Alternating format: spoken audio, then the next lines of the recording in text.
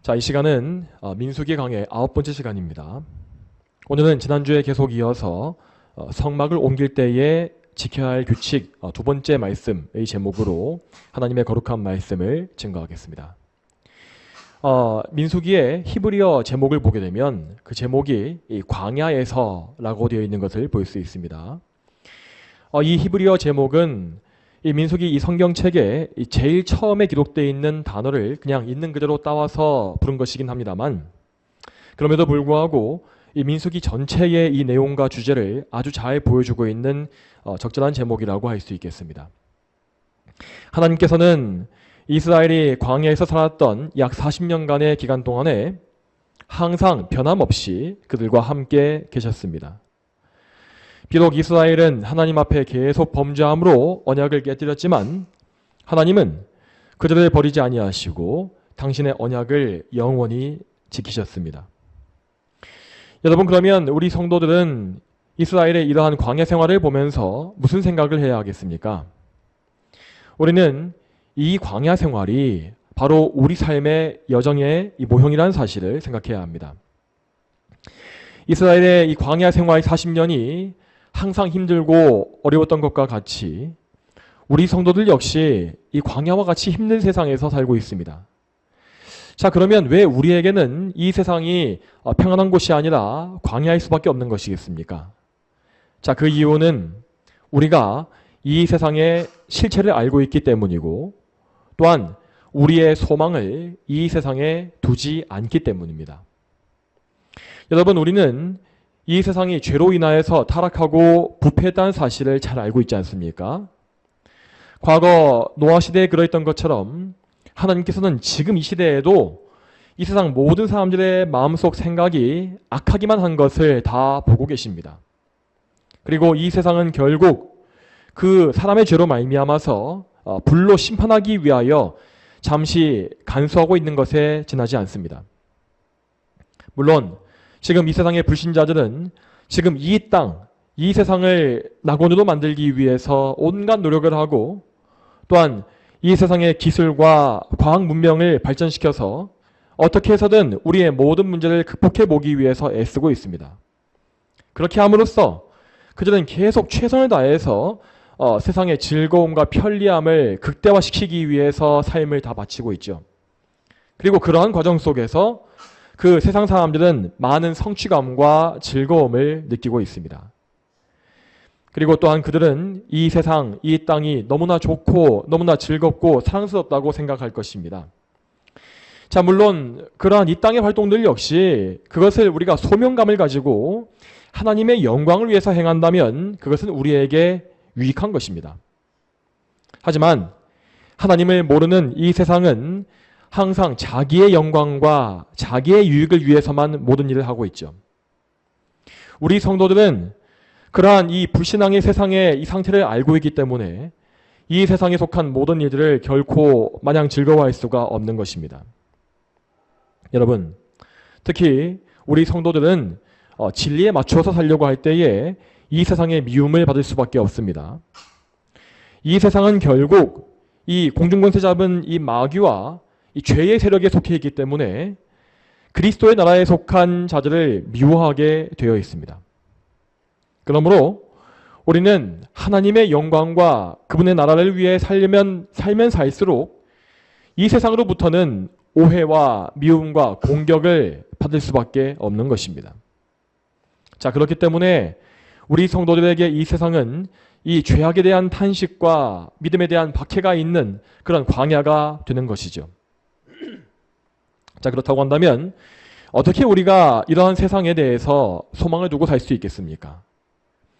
우리는 이 광야와 같은 세상 가운데에서 오직 하나님의 영광이라고 하는 한 가지의 목표를 두고 살아야 하며, 또한 하나님의 영광이 충만한 저 하늘나라에 소망을 두고 걸어가고 있는 것입니다. 마치 이스라엘 백성들이 약속의 땅 가나안을 향해서 계속 행진한 것처럼 우리 역시 이 광야와 같은 세상 속에서 하나님의 약속을 바라보면서 하나님의 나라를 향해서 전진하고 있는 것입니다. 우리는 이러한 이해를 가지는 가운데에서 민수기의 말씀을 읽어나가야 할 것입니다. 자, 우리는 지금 민수기의 초반부를 지나가면서 레위지파에 속한 사역자들에 대한 계시를 살펴보고 있습니다. 하나님께서는 이 레위인들에게 성막을 담당하는 중대한 사역을 맡기십니다. 그리고 그들의 사역 중에서 가장 중대했던 것 중에 하나는 이스라엘의 광야길에서 성막을 이동시키는 사역이었습니다. 성막을 운반하는 것은 단순히 한 개의 천막을 이동시키는 일이 아니었습니다. 자, 이것은 곧 하나님께서 임재하시는 이스라엘의 중심, 이스라엘의 영적 심장을 이동하는 것과 같았습니다. 하나님은 성막을 통해서만 항상 이스라엘에게 임재하셨고, 또한 성막이 걷어지고 이동되는 중에서도 언약궤를 통해서 이스라엘에 임재해 주셨습니다. 자, 그런데 우리는 여기에서 이 하나님의 임재가 어떻게 이루어지는지를 잘 기억해야 합니다. 자, 여러분, 하나님께서 이 성막이라고 하는 이 구조물을 통해서 이스라엘에 임재하시는 이유가 무엇일까요? 자, 그것은 이 성막이 거룩하게 구별되었기 때문입니다. 하나님께서는 성막의 이 모든 것을 친히 다 제정하셨고, 그것을 또한 당신의 법에 따라서 엄숙히 구별하셨습니다. 그리고 그 거룩한 성막에 오직 거룩하게 구별된 사람들만 접근하게 하심으로써 이 성막이 죄로 오염되지 아니하고 계속 정결한 상태를 유지하게 하셨죠. 만일에 이 성막에 하나님께서 거룩하다고 인정치 아니하시는 것이 접근하게 되면 그것은 반드시 심판을 받고 멸망당하게 되었습니다. 그것이 사람이든 동물이든 아니면 어떤 물건이라 할지라도 하나님께서 거룩하게 만드신 성막에는 오직 거룩한 존재만이 다가갈 수 있었죠. 또한 혹시라도 이스라엘 백성이 성막을 잘못 관리함으로써 하나님께서 정하신 법도를 벗어난다면 그 성막에는 더 이상 하나님께서 임재하시지 않게 되었습니다. 자, 여러분, 이 성막이라고 하는 이 구조물은 원래 그 자체로서는 이 가죽과 나무 등으로 만들어진 천막에 불과했기 때문에 그 자체가 특별하고 거룩한 것은 아닙니다. 그래서 만일 이스라엘 백성들이 이 성막을 거룩하게 여기지 않고 그것을 정결하게 지키지 않는다면, 그래서 그 성막을 부정함으로 오염시킨다면 하나님은 그 성막을 떠나시고 이스라엘을 떠나시며 그들에게 훈계와 책망의 시간을 주실 것이었습니다. 여러분, 우리는 이러한 성막의 이 거룩함의 이 특성, 이것을 우리 자신에게 적용해야 합니다. 자, 왜냐하면 신약의 모든 성도들은 하나님께 구별되어진 거룩한 성막이요 성전이기 때문입니다. 우리 안에는, 자, 그러니까 성도 안에는 거룩하신 성령님께서 내주하고 계시기 때문에 이제 우리는 하나님의 거룩한 전우로서 하나님 앞에 거룩하기 위하여서 늘 우리 삶을 다해야 하는 것입니다. 여러분, 그렇다면 하나님 앞에서 거룩하다라고 하는 것은 무엇이겠습니까? 지금 우리에게 거룩함이란 것은 그리스도를 믿는 믿음으로 사는 것을 의미합니다. 자, 이 믿음으로 산다라고 하는 이 말은 곧 그리스도의 공로에만 의지해서 사는 것이요, 또한 하나님의 영광을 위해서 사는 것입니다. 이것을 기억하십시오. 그리스도의 공로에 의지하는 것, 그리고 하나님 영광을 위해 사는 것, 이 두 가지입니다. 그러므로 첫째로 만일 우리가 그리스도의 공로에 의지하지 아니하고 나의 의와 세상의 의에 의지하고 있는 부분이 있다고 한다면 그것은 절대 믿음으로 사는 그런 삶이 아닙니다. 우리는 항상 하나님 앞에 나올 때에 오직 그리스도께서 이루신 공로에만 의지해야 합니다. 항상 나 자신이 행한 모든 것은 하나님 앞에 그저 누더기와 오물에 불과하다는 사실을 인정하고 오직 예수님께서 이루어 놓으신 보배로운 의에 의지하여서 하나님께 나아가야 하는 것입니다. 그러나 만일 우리가 하나님 앞에서 여전히 내가 행한 무언가를 내세우고 또 인정받기를 원하고 있다면 우리는 그러한 생각을 속히 버리고 예수 그리스도만을 붙잡기 위해서 또 몸부림쳐야 합니다. 여러분, 우리 성도의 삶이란 것은 정말 평생에 이 나의 의를, 나의 공로를 버리고 또 버리는 삶임을 기억하시기 바랍니다.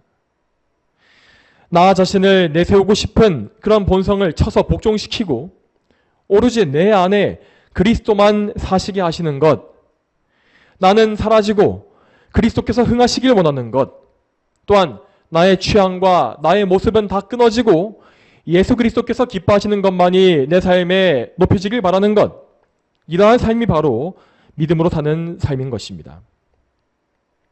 또한 다음으로 믿음으로 산다는 것은 하나님의 영광을 위한 삶을 의미한다고 했습니다. 여러분, 하나님의 영광을 위한다라고 하는 이것은 말로만이 아니라 실제 우리의 삶의 행동으로서 드러나야 합니다. 하나님의 영광을 귀히 여기는 성도는 이 자기 삶의 모든 부분을 하나하나 조목조목 하나님의 계명에 맞추기 위해서 힘쓸 것이 분명합니다. 자, 이 지점에서 우리는 우리의 이 영적 상태, 그러니까 우리가 성령으로 거듭났는가 그렇지 않은가에 대한 문제를 점검할 수 있습니다. 만일 지금 우리가 거듭나서 그리스도와 연합한 그런 참된 성도가 되어 있다면 우리는 기꺼이 나의 모든 부분을 계명에 맞추기 위해서 힘쓸 것입니다. 그리고 나에게서 계명에 맞지 않는 부분이, 그런 부정한 부분이 발견되어진다면 우리는 속히 그것을 회개하고 돌이킬 것이 분명합니다. 그러나 반대로 우리가 아직 믿음이 없고 그리스도와 믿음으로 연합하지 못했다면 우리는 항상 이 계명의 말씀을 이 무거운 짐이요 억압으로 느낄 수밖에 없습니다. 자, 왜 그렇습니까? 왜냐하면 계명을 알면 알수록 그것을 통해서 내 삶의 잘못된 부분만 더 많이 보일 것이고, 그래서 죄의 짐이 더 무겁게 느껴지는 상태가 될 수밖에 없기 때문입니다. 여러분 가운데 그런 상태에 있으신 분들은 부디 지금 다른 것에 신경 쓰지 마시고 오직 한 가지, 그리스도를 믿는 믿음에만 집중하시기 바랍니다. 여러분, 이 참된 믿음을 소유한다는 것은 곧 우리의 영원한 생명입니다. 믿음을 가지느냐 가지지 못하느냐 하는 이 문제는 우리의 영생을 판가름하는 가장 절박하고 가장 위급한 문제인 것입니다. 당연히 지금 인생에서 이 문제에 직면해 계신 모든 분들은 자기의 이 생명의 이 주권을 하나님 앞에 맡겨놓고 믿음을 달라고, 나를 지금 구원해 주시라고 부르짖어 간구하셔야 합니다. 여러분, 믿음이란 것은 결코 내가 가만히 앉아있을 때 주어지는 것이 아닙니다. 하나님은 한 사람에게 믿음을 부어주시기 전에 그 사람에게 이 생명에 대한, 영생에 대한 갈급한 심령을 반드시 먼저 주십니다. 자, 그러므로 여러분은 가만히 계셔서는 안 되고 더욱더 간절한 마음으로 하나님께 믿음을 간구하시고 하나님의 은총, 그 놀라운 은혜를 계속 구하셔야 합니다. 또한 여러분의 삶 속에는 이 성경의 말씀과 관계없이 내 생각을 중심으로 이루어진 부분이 있을 것입니다. 마치 내 삶의 일부와 같이, 내 몸의 일부와 같이 굳게 굳혀져 있는 그런 습관이나 삶의 방식이 우리 각 사람에게는 반드시 있게 마련입니다.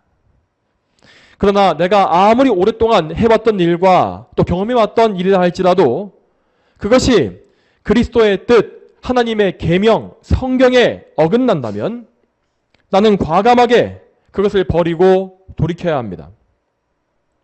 혹 내가 그것을 단번에 끊지 못해서 또 넘어질지라도 나는 다시금 회개함으로 돌이켜서 믿음의 길로 나아가야 합니다. 이렇게 끊임없이 넘어지고 또 끊임없이 회개하고 또 그리스도를 바라보는 이것이 우리 성도의 삶이며 또한 하나님의 영광으로 계속 나아가는 그런 광야의 삶인 것입니다. 여러분, 이 말씀과 같이 우리 성도들은 믿음으로 행하는 것이 아니면, 믿음으로 하는 것이 아니면 모든 것을 다 부정한 것으로 여겨야 합니다. 만일 우리가 하나님의 계명에 집중하지 아니하고 나의 생각대로 사는 것을 고수한다면 우리는 결코 거룩한 삶을 살 수가 없습니다. 당연히 이렇게 거룩하지 않은 삶에는 하나님의 임재가 나타날 수 없는 것이죠. 여러분, 다시 말씀드리지만 이 광야의 성막에 하나님께서 임재하신 그 이유는 그 성막이 하나님의 법에 따라서 거룩하게 구별되었기 때문이라 했습니다. 그래서 하나님은 이스라엘과 항상 동행해 주시기 위하여서 오늘 우리의 이 본문과 같이 성막을 거룩하게 유지하고 지키는 그 방법에 대한 이런 명령을 계시해 주신 것입니다. 자, 이와 마찬가지로 우리는 우리의 삶을 하나님의 말씀에 맞추어서 구별할 때에만 하나님의 임재와 동행하심을 경험할 수가 있습니다. 그러므로 우리는 매사에 하나님의 임재, 하나님의 동행하심, 하나님의 얼굴과 그분의 인자하심을 귀하게 여기는 그 마음을 가지고 그분의 뜻에 합한 삶을 살기 위해서 항상 우리의 마음을 써야 하는 것입니다. 여러분, 이렇게 하나님의 시선을 신경 쓰는 이러한 삶은 절대 피곤하거나 번거로운 삶이 아닙니다. 이것은 절대 여러분의 인생에 지나치게 간섭하는 것이 아님을 기억하십시오. 물론 하나님 앞에서 거룩하게 구별된 삶을 사는 것은 결코 쉬운 일이 아니고 우리의 희생을 요구합니다. 그렇지만 우리가 정말 하나님의 언약 안에 있는 성도라면 우리는 나 자신의 원하는 바를 희생할지라도 하나님의 거룩하심을 추구하기 위하여서 힘쓰게 될 것입니다.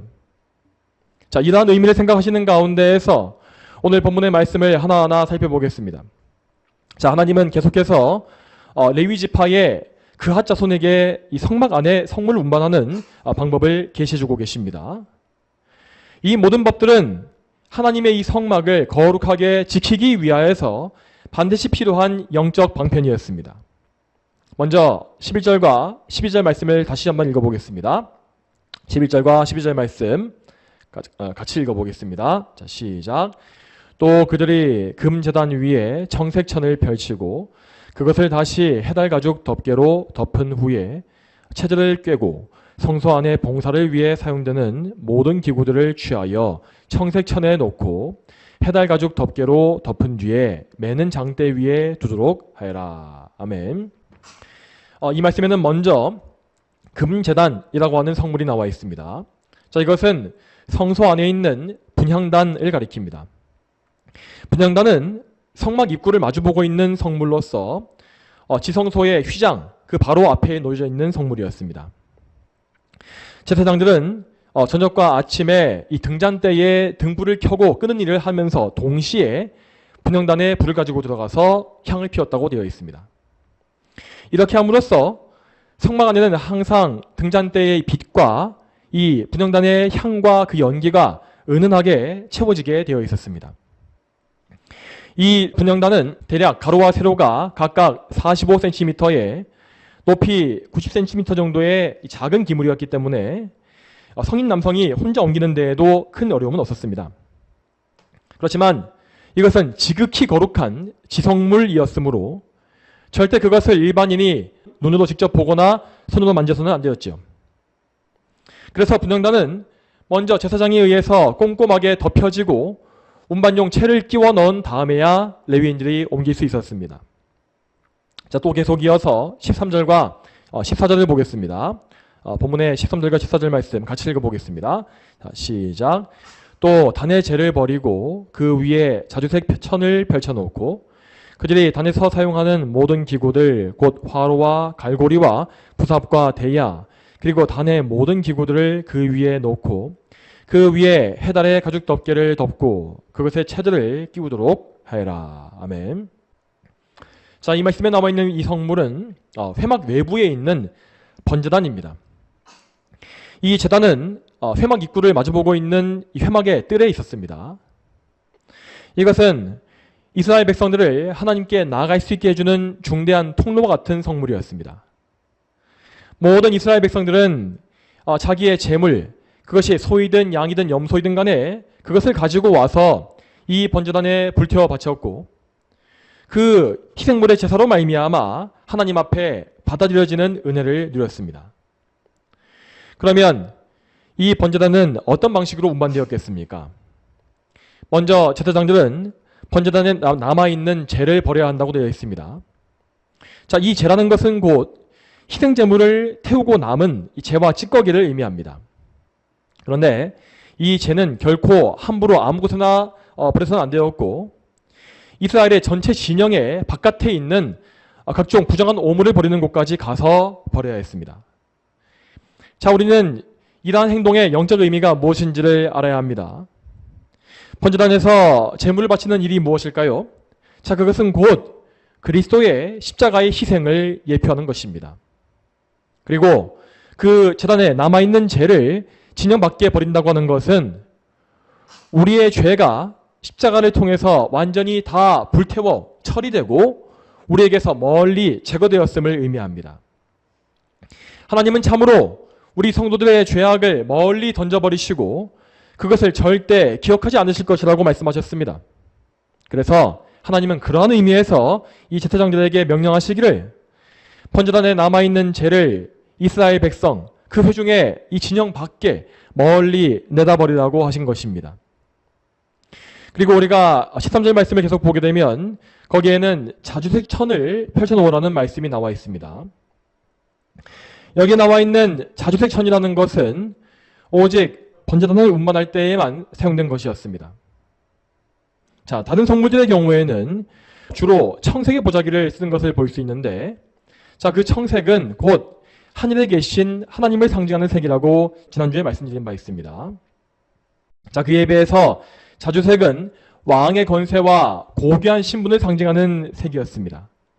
그렇지만 성경적 의미에서 이 왕권은 결코 거저 얻어지는 것이 아니고 오직 고난과 희생을 먼저 거친 이후에만 얻는 것이었습니다.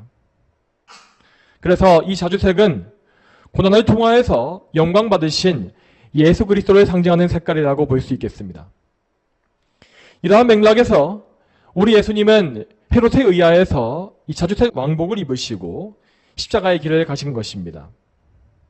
물론 헤롯은 그때에 예수님을 조롱하는 의미에서 그 자주색의 홍포를 입힌 것이지만 하나님께서는 섭리 가운데에서 그리스도의 고난과 고난 이후에 있을 영광에 이 왕의 영광을 보여주시기 위해서 그 자주색 옷을 입히신 것입니다. 그러므로 번제단에 자주색의 천이 덮인 이것은 분명 예수 그리스도의 십자가의 희생을 예표하는 상징입니다. 번제단은 희생제물로 자신을 바치신 그리스도를 예표하고 있기 때문에 정확히 그 그리스도의 희생을 예표하는 상징하는 자주색의 천을 사용하여서 포장하도록 정해진 것입니다.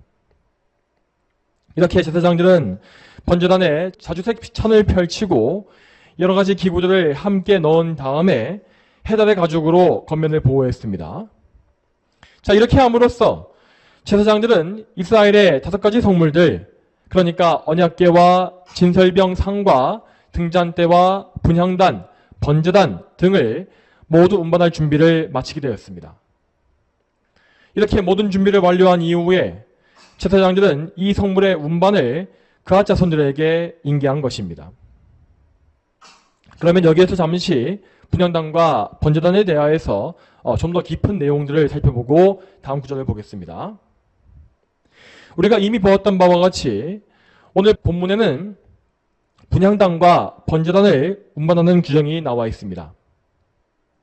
그런데 이 분향단과 번제단은 서로 연결되어 있는 성물이라고 볼 수 있습니다. 자, 왜 그렇습니까?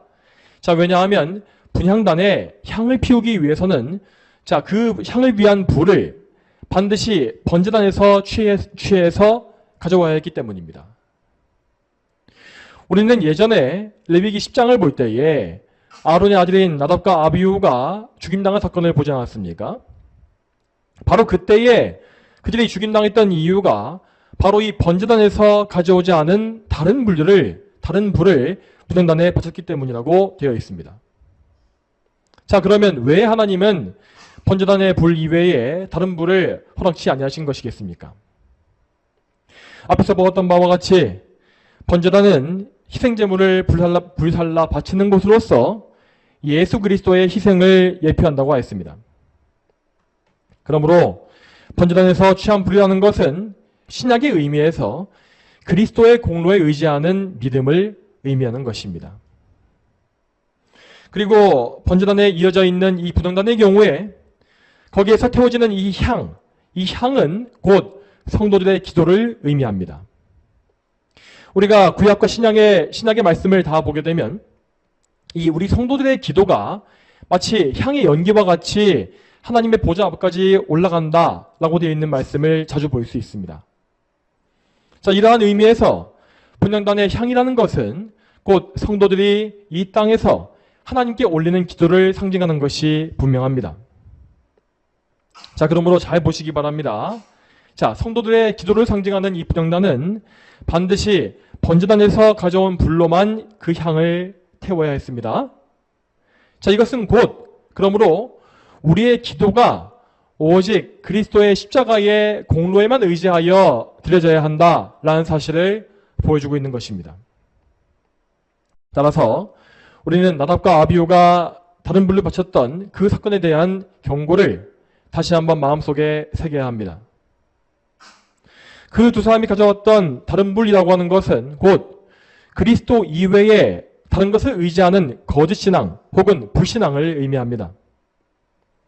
만약 우리가 그리스도만을 온전히 의지하지 않은 채로 그렇게 참된 믿음을 가지지 않은 채로 하나님 앞에 기도한다면 그것은 결코 참된 기도일 수가 없는 것입니다. 믿음이 없는 기도는 결국 우상숭배이고 하나님을 모욕하는 가증스러운 짓에 불과합니다. 그러므로 성도 여러분, 우리는 우리 안에서 다른 신과 다른 믿음을 모두 다 제거해야 합니다. 만일 우리가 예수 그리스도의 공로에 의지하지 않거나 혹은 삶 속에서 하나님의 주인 되심, 하나님의 섭리와 주권을 인정하지 아니하는 부분이 있다면 그 부분은 분명히 다른 신이 자리 잡고 있는 것입니다. 여러분, 우리 삶에는 악령 혹은 성령 그 둘밖에 없는 것입니다. 우리 삶에 진공 상태라는 것은 없습니다. 우리는 삶의 모든 면에서 하나님을 의식하고 우리와 함께 계시는 하나님을 인정해야 합니다. 그렇지만 만일 우리가 하나님을 인정하기 싫어하는 부분을 아직까지 가지고 있다면 그 부분은 결코 진공 상태, 텅 비어있는 상태로 남아있지 않을 것입니다. 그 부분에는 분명히 마귀가 틈타 들어오며 세상이 들어오고 나의 자기의와 나의 자랑과 온갖 죄악의 더러운 것이 들어오게 되어 있습니다. 따라서 우리는 범사에 하나님을 인정하고 그분께서 정말 모든 면에서 우리의 주인이 되실 수 있도록 우리의 삶 전체를 하나님께 바쳐야 할 것입니다. 여러분, 부디 하나님을 오해하지 마시기 바랍니다. 여러분 삶의 일거수일투족은 항상 하나님의 관심 속에 있습니다. 하지만 여러분, 하나님의 그러한 관심은 결코 여러분을 옥죄거나 억압하거나 강요하기 위해서 또 감시하기 위한 것이 아님을 기억하십시오. 하나님은 사랑하는 자녀들에게 좋은 길이 무엇인지를 정확히 아시는 완전한 아버지이십니다. 그래서 그분은 여러분이 정말로 모든 면에서 거룩하고 선한 길, 의로운 길로 가게 되기를 진정으로 원하시는 것입니다. 여러분께서 정말 이 사실을 이해하신다면 여러분은 정말로 항상 기쁜 마음으로 하나님의 뜻에 순종할 수가 있을 것입니다. 여러분은 항상 예수 그리스도 안에서 모든 것을 하나님께 의지하고 하나님의 뜻에 우리 자신을 맞추는 거룩한 삶을 반드시 사셔야 합니다. 자, 그러면 계속 이어서 오늘 본문의 마지막 부분을 보겠습니다. 자, 오늘 본문의 15절부터 20절 말씀을 다시 한번 읽어보겠습니다. 진영이 출발할 때 아론과 그의 아들들이 성소와 성소의 모든 기구들을 덮는 일을 끝마친 후 그앗 자손이 와서 매도록 하여라. 그러나 그들이 거룩한 것을 만져서는 안 된다. 만지면 죽게 될 것이니 이것들은 회막에서 그앗 자손들이 메어야 할 것들이다. 제사장 아론의 아들 엘르아살이 감독할 것은 등잔 기름과 분향할 향품과 항상 드리는 곡식 제물과 붓는 기름과 성막 전체와 그 안의 모든 것과 성소와 그 모든 기구들이다. 여호와께서 모세와 아론에게 말씀하셨다. 그앗 자손의 지파를 레위인 중에서 끊어지지 않게 하여라. 그들이 가장 거룩한 물건에 접근할 때에 죽지 않고 살도록 너희는 그들을 위해 이렇게 하여라. 즉 아론과 그의 아들들이 들어가서 그들 각 사람에게 그들의 일과 그들의 메어야 할 것을 지정해 주어라. 그러면 그들이 들어가서 잠시라도 거룩한 곳을 보고 죽는 일이 없을 것이다. 아멘. 자, 이 말씀에는 레위인들을 보호해주기 위한 제사장들의 임무가 잘 나와 있습니다.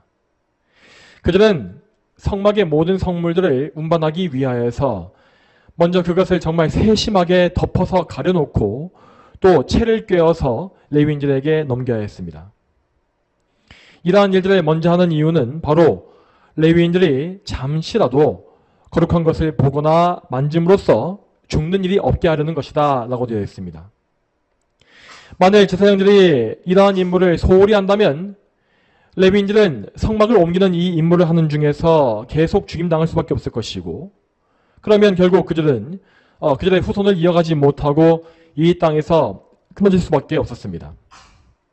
그러므로 이 임무를 맡은 제사장 엘르아살은 자기가 맡은 레위인들의 생명을 보호해주기 위해서 정말 세심한 관심을 기울여야 했습니다.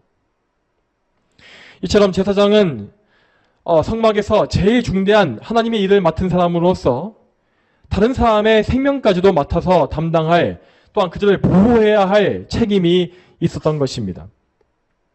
자, 우리는 이러한 영적 원리를 신약시대의 목회자와 성도의 관계에 적용할 수 있습니다. 구약의 제사장들이 레위인들의 행동을 감독하고 성물에 손대지 못하게 했던 것과 같이 목회자는 성도들이 죄를 짓지 않도록 그들을 계속 구해주고 경고해야 할 의무가 있습니다. 물론 이렇게 죄를 사사건건 경고하고 만류하는 이러한 일은 목회자에게 정말 쉽지 않고 어려운 일입니다. 만일 이런 일을 하지 않는다고 한다면 목회자의 삶에는 별다른 고생 역시 없을 것입니다. 그저 설교를 통해서 약간의 경고를 해주는 선에서 그치거나 영적 긴장을 풀어버리고 마음을 편히 먹으라고 말하거나 아니면 회중이 듣기 좋아하는 위로와 격려만 반복한다면 목회자는 누구와도 부딪힐 일이 없이 평안한 사역을 할 수가 있습니다. 그리고 실제로 그러한 교회와 그러한 목회에는 사람들이 더 많이 모이는 것을 많이 볼 수 있죠. 여러분, 하지만 그렇게 행하는 사람들은 사꾼이고 참된 목자가 아닙니다. 그러한 사람들은 성도들을 죽음으로 내모는 무책임한 사람들이기 때문에 주님은 반드시 그들의 손에서 그 사람들의 핏값을 찾으실 것입니다. 자, 이러한 목회자의 임무에 대해서 하나님의 말씀을 찾아보겠습니다. 히브리서 13장 17절 말씀을 같이 보시기 바랍니다. 너희를 인도하는 자들을 신뢰하고 그들에게 순종하여라. 그들은 너희 영혼들을 위하여 깨어 있어서 마치 자신들이 청산해야 할 자들인 것처럼 하니 그들이 기쁨으로 이 일을 하게 하고 탄식하면서 하게 하지 마라. 그렇지 않으면 너희에게 유익이 없기 때문이다. 아멘. 여러분, 이 말씀에서 목회자는 성도들의 영혼을 위해서 깨어 있어야 하는 자로 나와 있고 또한 그들의 영혼을 결산하는 일꾼이라고 되어 있습니다. 이처럼 목회자는 목자장이신 그리스도로부터 목양의 임무를 받은 사역자입니다. 자, 이 사역은 곧 양들을 멸망에서 지키기 위한 엄중한 임무이죠. 이것을 또 다른 비유로 말하자면 목회자는 마치 양들을 지키고 바른 길로 인도하기 위하여서 열심히 달리고 짖는 양치기 개와도 같습니다. 주님께서는 이 땅의 교회 안에서 당신의 양들을 지키시기 위해서 그분의 초장 안에 양치기 개들, 즉 목회자들을 보내신 것입니다. 그런데 그 양치기 개가 양들이 잘못된 길로 가더라도 달려가지도 않고 또한 짖지도 않는다면 그러한 개가 도대체 무슨 쓸모가 있겠습니까? 그러한 개는 양들도 망하게 만들고 자기 자신도 주인으로부터 엄중한 심판을 받을 것입니다. 사랑하는 성도 여러분, 그러므로 여러분은 가장 우선적으로 여러분의 목자이신 예수 그리스도를 바라보시고 또한 신뢰하셔야 합니다. 그리고 여러분께서 예수님을 신뢰하신다면 그분께서 보내신 목회자를 신뢰하시기 바랍니다. 여러분께서 목회자가 올바른지 그렇지 않는지를 분별하길 원하신다면 그 기준은 항상 성경의 말씀이어야 합니다. 만일 사역자가 성경에 부합하는 말씀을 전포하고 성경적인 방법과 자세로서 사역을 하고 있다면 그들을 신뢰하고 따라가는 것은 항상 안전한 일입니다. 여러분께서 성경을 근거로 하여서 목회자의 말을 분별하시고 그들이 전하고 있는 하나님의 말씀에 순종하신다면 여러분에게는 반드시 하나님의 은혜와 크신 사랑이 부어질 것입니다. 그러나 만일 여러분께서 목회자가 선포하는 하나님의 말씀과 올바른 권면을 싫어하시고 다른 길로 가신다면 그것은 곧 그 목회자의 주인이신 또한 말씀의 주인이신 그리스도를 거역하는 것과 똑같습니다. 이러한 불순종은 당연히 여러분에게 유익이 될 수가 없겠죠. 마치 레위인들이 하나님의 거룩하심을 경외하고 또한 지키기 위하여서 엘레아살의 말을 들어야 했던 것과 같이 모든 성도들은 하나님의 뜻을 지키고 또한 자기의 생명을 지키기 위하여서 참된 말씀 사역에 순종해야 합니다. 여러분, 저는 지금 목회자 개인에게 순종하라고 하는 그런 말을 하는 것이 절대 아닙니다. 제가 전하고 있는 하나님의 말씀에 부디 순종하시고 하나님과 그분의 아들이신 예수 그리스도께 순종하시기를 저는 여러분께 간곡히 부탁드립니다. 사랑하는 성도 여러분, 오늘도 우리는 민수기의 말씀을 통하여서 하나님의 거룩하심이 무엇인지 또한 그 거룩하심이 얼마나 높고 완전하신지에 대해서 보았습니다. 그리고 우리가 마땅히 가져야 할 거룩한 믿음과 순종이 무엇인지도 살펴보았습니다. 부디 이 말씀을 다시 한번 들어보시고 깊이 묵상하심으로 하나님께 은혜를 또한 간구하시기 바랍니다. 그렇게 하심으로써 여러분 모두가 하나님 앞에 거룩한 성도로서 구별되고 또한 구별된 삶 가운데에서 하나님께 큰 영광을 돌리게 되기를 축복합니다. 다 함께 기도하겠습니다. 하나님 아버지, 오늘도 민수기의 말씀을 통하여서 우리가 하나님의 거룩한 말씀을 듣게 하시고 우리의 거룩한 삶이 무엇인지를 또한 보게 하심에 참으로 감사합니다.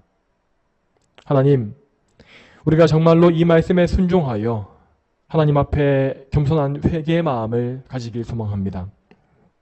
우리가 늘 낮은 심령으로 하나님 앞에 겸손히 나아가서 우리의 모든 허물과 나의 이 삶의 모든 것을 다 주님 앞에 다 내려놓고 나에게 있는 모든 것이 하나님 앞에 그저 누더기일 뿐임을 고백하며 오직 예수 그리스도의 의로만 덧입고 하나님의 은혜만을 구하는 그러한 복된 삶을 살게 하여 주시옵소서.